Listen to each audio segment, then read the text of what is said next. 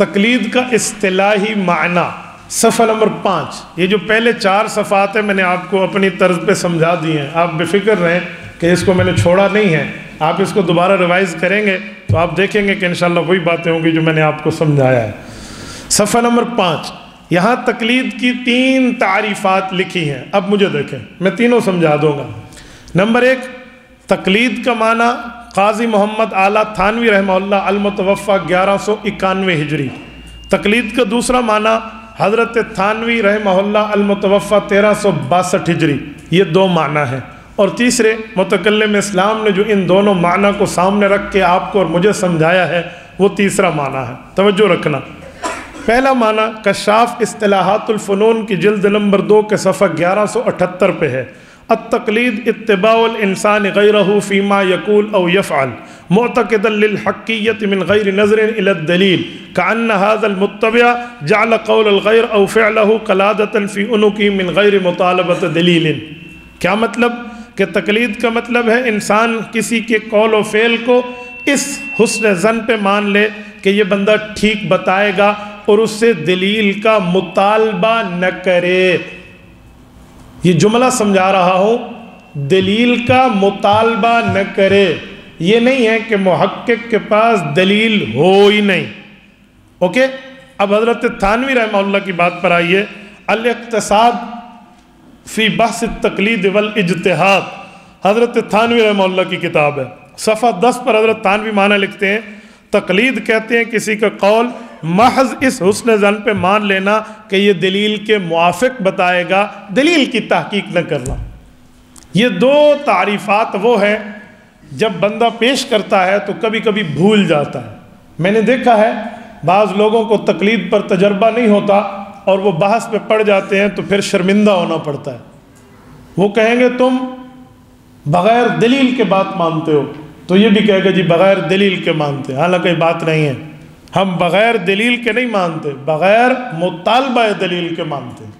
ایک ہے بغیر دلیل کے ماننا, ایک ہے بغیر مطالبہ دلیل کے ماننا. اس میں بڑا فرق ہے. مجتہد کے پاس دلیل ہوتی ہے, مقلد اس دلیل کی تحقیق نہیں کرتا, اس کو اعتبار ہے بندہ ٹھیک بتائے گا. اور یہ دنیا کے ہر میدان میں یہ بات جاری ہے. آپ جائیے ڈاکٹر صاحب کے پاس, وہ چیک کرے گا اور دوائی دے گا. کبھی آپ نے اس سے پوچھا کہ انجیکشن لگانے کی دلیل بھی مجھے دے دیں, اس گولیاں کھانے کا ثبوت بھی مجھے دے دیں. کوئی میڈیکل کی بکس نکالیں, کوئی حکمت کی کتابیں نکالیں, کوئی ادھر ادھر, کوئی فلاں فلاں میں کوئی مجھے کسی ڈاکٹر کا, کسی طبیب کا, حکیم کا, ماہر کا کوئی قول, کوئی فعل, کوئی عمل, کوئی تعامل کچھ دکھائیں. مانا جی نہیں, مانگا جی نہیں, پوچھا جی نہیں, پتہ کیا جی نہیں, معلوم کیا جی نہیں. تو کیوں مانا؟ اسی وجہ سے کہ یہ بندہ ماہر ہے, ٹھیک ہی بتائے گا. تمہیں اپنے جان کے مسئلے پر ماہر پہ اعتماد ہے. امام اعظم ابو حنیفہ رحمہ اللہ پیغمبر کے صحابہ کا براہ راست شاگرد ہے, اس کے تقوی طہارت پر اعتماد کیوں نہیں ہے؟ جو پیغمبر کے صحابہ سے ڈائریکٹ پڑھا ہے, جس نے پیغمبر کے صحابہ کو دیکھ کر حدیث پاک سنی ہے. آپ اور ہم تو دیکھ کر سننا چھوڑو, کتاب سے دیکھ کر بھی عام بندہ حل نہیں کر سکتا.